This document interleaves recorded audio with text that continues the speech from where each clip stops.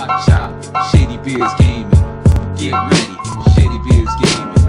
We're here, Shady Beers Gaming. About to test this shade. Yeah.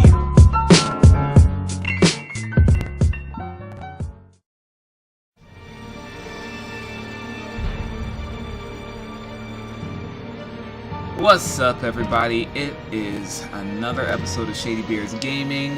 This is your boy Okami. And this is your boy James. And today we are here talking about this game that just released the other day. Truth be told, I haven't finished it, but I think I've played enough of it to give you guys a really good idea. The game is called Elex, or Elex, or Elex, whatever you want to call it.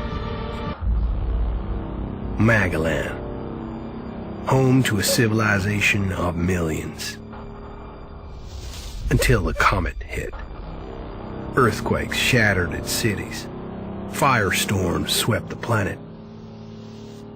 And as Magalan fell into darkness, the survivors faced a world that was unrecognizable. Fighting amongst the ruins of the old world, new factions arose. The berserkers, the clerics, the outlaws, each with their own vision of the future. But it wasn't only the struggle for scarce old world resources that drove them, for the comet had brought something new. Elex, an element unknown to Magalan. It could fuel technology, change the evolution of life, open new abilities to those with the will to control it. For the clerics, it drove new technological innovation. For the outlaws, drugs to free their minds. To berserkers, it gave the power of magic. Seduced by Elix's power, some began to consume it. Addicted, overwhelmed, most degenerated, mindless mutants. But there were some who could control their addiction. To them, at the cost of their emotions, Elex offered strength, focus, and stamina. These people called themselves the Albs. Seemingly unstoppable, the Albs have waged war on all who will stand between them and their need to obtain Elex. Advancing from the frozen wastes of Zakor and their fortress ice palace, the Albs threaten the future of all the factions on Magalan. Now, as Alb forces prepare their final assault, Jax, renowned Alb commander, is sent on a solo mission. One Alb, selected to change the fate of Magalan. Now, James, I'm just going to be talking to James about this because he hasn't played the game, but he's kind of watched me play it. And let me tell you right now, I love it. I'm hooked. Like, it got me. It got me. You know it's real when you're sitting at work and you're thinking about the game. And so, James, let me tell you about this game. It's set in a post-apocalyptic world, right? Gotcha. And they call the world Magalan, but it looks a lot like Earth. Like, the whole time they're going through the story, I'm thinking, so you mean Earth? Like, you're calling it Magalan, but I'm looking at it. Remember, post-apocalyptic means that the world has been destroyed, and now there are ruins from the old world left behind. I'm looking at these ruins, and they look like our buildings today. They look like our power stations today. Like, so I'm thinking, y'all ain't fooling nobody. This is Earth. Right. This is Earth. Y'all calling it something else, but it's Earth. Right. It's Earth. So you love a game that lied to you and told you we're going to another planet and stuck you back on the same planet you were on. Yes. Man. Okay. So, first off is the fact that they're calling it Magalan, but it's really Earth. Don't get fooled. It's Earth. 100%. 110% Earth. Like, it's Earth. There's no fooling around with it. It's Earth. Okay? Same gravity, same size planet. It's Earth. Anyway. So, Okami, I need you to get to the meat of this and explain to me why all the running. Because every time I came in and I watched, you were running and calling some. What was his name? Darish, help me, Oh help my me, oh gosh. God, save me, Darish. Okay, first of all, you ain't gonna give me too much about this game that you haven't even played. Like, you don't even know. Listen, I watched enough of your running. Man, listen. Okay, so guys, the combat in this game is ridiculous, okay? You start off, and I'm not going to give you too much of the story. I'm just going to tell you about the game. I'm not going to spoil it for you because you should play this game. You really should. All right, so you start off with nothing. Like, you okay, so someone steals your armor and clothes. That's not telling too much of the story, believe it or not. But someone steals your armor and clothes, right? But they were nice enough to give you clothes. Like, they jack all of your clothes, all of your weapons, all of your armor, but they were nice enough to put clothes on you. So that's kind of nice. But they start you off with nothing. You have no clothes, you have a pipe, and that's it. That's it. That's all you get. And you're going around and you're finding random monsters. And right now you should see a clip of me getting my butt whooped by a radioactive chicken. And this is just in the beginning of the game. Like, the combat, everything in this game can kill you. Everything. Whether it's level 1 or level 200, anything can kill you. So, speaking of radioactive chickens, you ran around like a radioactive chicken pretty much throughout this entire gameplay. Yeah? So, give us a little bit more on, Darish and just kind of your feel on it. Okay, so you can get various companions as you progress through the story, and they kind of help make the game a little bit easier because now you have a meat shield. And FYI, that's really all they're good for, is a meat shield. Because, again, anything can kill you. Anything. But yeah, so you run across an enemy, and your companion goes out to protect you. So he runs out front, and you basically just use him to take the blows while you do damage from afar. At least that's my strategy. Some of you may want to go in there and charge in face first. God help you. But we know who's not charging in face nope. first. Nope. I got me a bow and an arrow, and I've been rocking that thing till the string bursts. Listen, this game. So there's this mission that I was supposed to go catch this part to fix an android, and it was in the middle of an enemy camp. And let me tell you, I think I killed 2 enemies out of 50. I just ran the rest of the way because I realized I wasn't going to do it. I couldn't kill all of them. You saw they killed me like 3 times. I'm just saying, okay, Okami, aka Running Man. Now, what I will say, just in my watching, and again, guys, I didn't play the game, but just in my watching Okami play, one of the drawbacks to the game that I did see is that there are a lot of missions, and so sticking to like the main missions can be quite difficult once you get into the heart of it.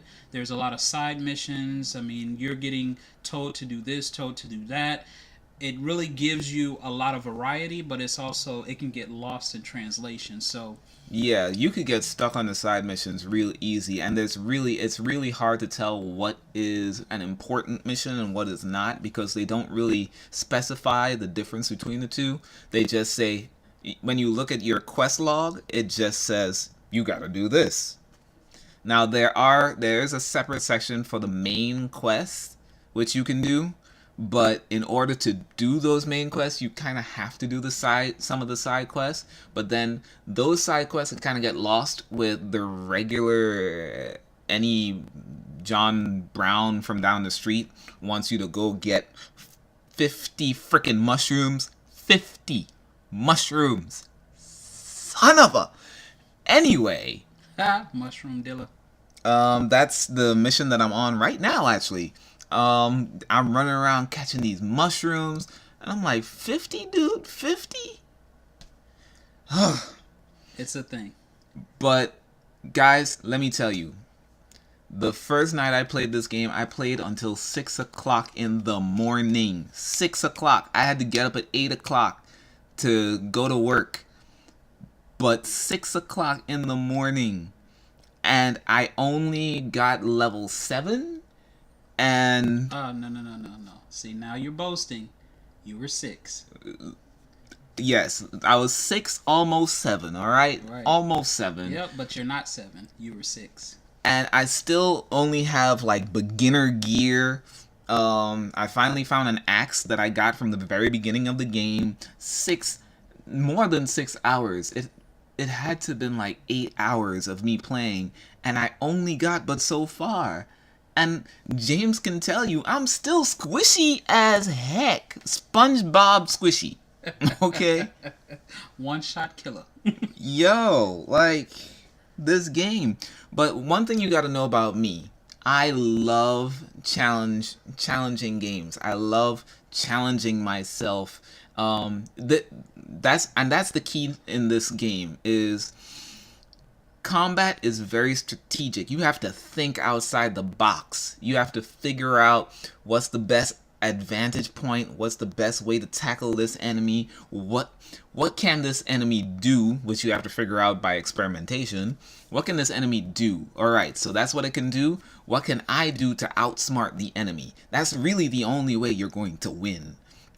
The mission that he's talking about, that James is talking about, where I was running, just like running and running. Like Forrest Gump running. Like, and Duris is my running and Duris running. is one of my companions. Duris, I was begging for Duris to come do something so much. The mission, again, I had to go into this enemy camp to get this part for this android. But there were so many enemies, and there was this like 30-foot robot. Actually, there were 2 of them, and death and destruction everywhere I looked. So instead of trying to take all of these enemies on, I literally just ran through and tried to grab the part and get out. And I did it. I completed the mission. And I say that to say, you don't have to do the missions the same way that you would any other game. You know, where you have to kill a bunch of mobs in order to get to where you're supposed to get to. No, you can figure out another way around.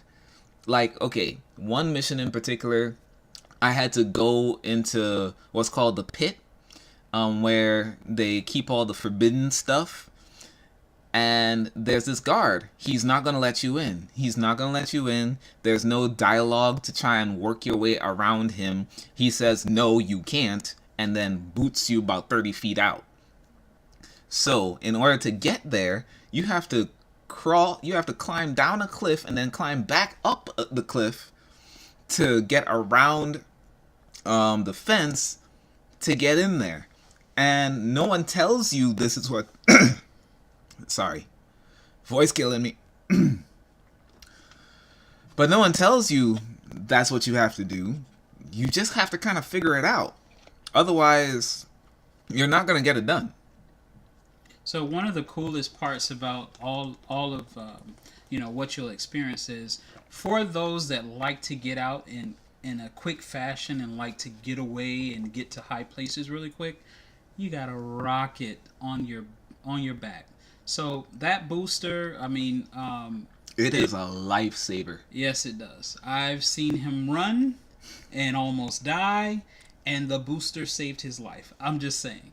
Also, in this game, man, you'll see a lot of various enemies. There's raptors, there's mutants. There's like a wide variety of enemies that you'll come across. Oh, yeah. So, he told me the story of him seeing a tail in a bush and not really knowing what the enemy was. So, you're going to see a lot in here, if you decide to go ahead and play it. Which you should. You should. This is a good game. This is a really good game. The animations are janky. The combat is a little bit janky. But let me tell you, it's legitimate. Okay, I'm a little bit ashamed to say this, but I have my game set on easy. Easy. Because I got sick and tired of dying. I put it on easy. And I'm still getting my butt whooped. Noob alert. No, listen, I play RPGs all day long, even skill-based ones, and this is definitely a skill-based RPG. But this one is legitimately, yo, this one is hard. This one is hard, and I love it. I'm progressing slowly, but I'm progressing. And yes, it's on easy. So what? Laugh all you want, James, till you play it. You don't know this game. They have it available on PS4, Xbox, PC. So if you want to try your hand, we could. I could. Well, first off, you already know me. I run full in. I'm more of a tank style of player. So all this strategy stuff, like I'm trying to figure out how I can stand in the middle of all of the chaos and wreak havoc. That's just my mindset. Good luck. Good luck, because this is not that game. This is not that game. First off, your choice of armor is limited at best. Like, glad you brought that up. So, if you've seen, you may have checked out some of the other tutorials. One of the things that is very cautioned in this game is not to apply your attributes before you find out what armor it is that you're going to get, because guess what? All the attributes are specific to each armor. So if you go ahead and you put these attributes on, you might not be able to wear that armor that you just got and you worked so hard to get. And that's real. That's real. Because everything in this game, every armor, every piece of armor, every piece of weapon has specific stats to it that are requirements for you to use it. And if you apply your attributes before looking at what armor sets and what weapons you want to use, you'll end up not being able to equip that weapon that you're grinding for. So the best thing to do is to save your attributes until you know what it is you want, what it takes to get it, and then you can apply your attributes as needed. Which means that you're running around with lower stats than you're supposed to, because you've leveled up 3-4 times, but because you're saving your attributes to apply them, you're running around with level 2 attributes, and even though you're level 7 or 6 or 7, you're definitely 6. You're still at level 2 attributes, so you're not doing as much damage. You can't take as much damage. So yeah, that also in makes essence, it hard. You're running around with this physique like a bodybuilder, but you're really built like a starving. Yeah, it's real. Starving Marvin, like you're just out there grinding. But I mean, from what I've seen, I mean, the animations on the game is nice. It's very open. The open world is very vast and big. It's huge. And one of the things that Okami was telling me about the game was that they basically allow you to create your own story as to what it is. So you have different classes, different factions that you can join, and how you set up what you want to set up, so one of the big advertising for this game is that it says, hey, you can do whatever you want, which is a lie, but it's a good lie, because it really does allow you the freedom to join whatever faction you want, set your character up how much you want. You want to join all the factions, you can do that. If you want to go to the tallest peak, you can do that. You got a rocket booster on your back, for crying out loud. Which, by the way, godsend. Like, that was a stroke of genius. Piranha Bytes, that rocket booster was clutch in a lot of ways. It allows you to not take fall damage if you use it correctly, and it allows you to get to places that the other characters in the game can't get to because they don't have one. So, but yeah, it allows you a lot of freedom, Again, in order to do some of the missions, you have to think outside the box. And okay, if you can't take it head on, you gotta work your way around it, like, because otherwise you're just not gonna get anywhere.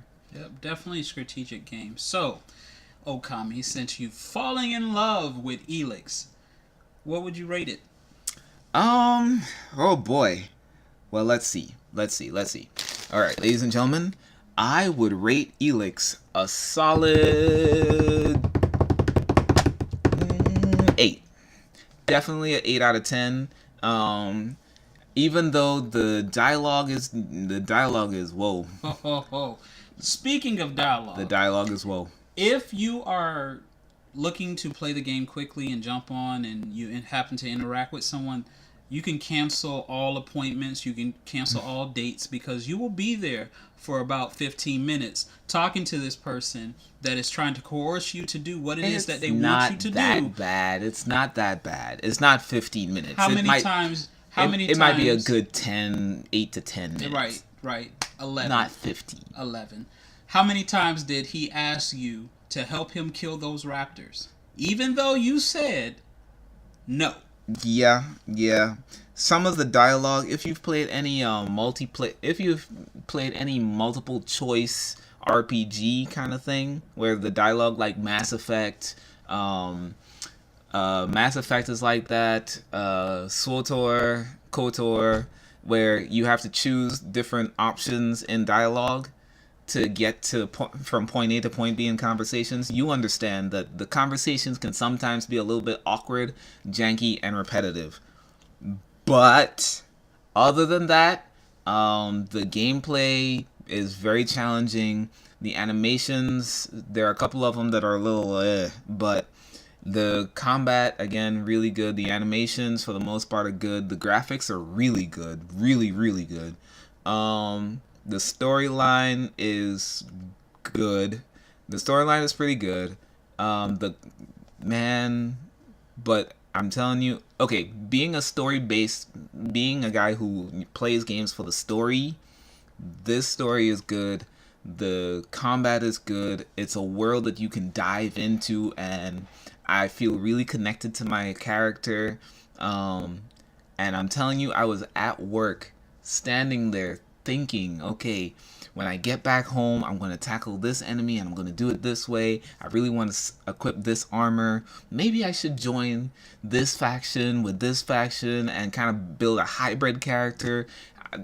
When you're thinking about a game outside of the game, you know you're hooked. So you were thinking about the game, but not the fact that someone took your clothes off, saw you naked, and put more clothes on you. I'm not gonna lie, that took up 30 minutes of my time when I first played the game, because I was like, yo, this man saw me naked and then put clothes on me. You could have just killed me. You could have just killed me. It would have been a short game, but you could have just killed me, because another man stripped me butt naked and put clothes on me. It's your game. You like it. I don't know. I love it. I don't know what else he did to me. He gave you a pole. He did give me a stick. Awesome. He did give me a stick. Awesome. Elex. Yeah. Elex, guys. Elex. By Piranha Bytes Games. It is awesome. Believe it or not. A solid 8 out of 10 for me. James can't really give a rating because he hasn't played it, but a good solid 8 out of 10 for me. What I can rate is the level of running, and I give that a 10 out of 10. Hater. Anyway, so that is us. We are Shady Beards Gaming. Once again, I am Okami. And I'm James. And we are out. As always, guys, please stay shady out there. Watch out, Shady Beards Gaming. Get ready, Shady Beards Gaming.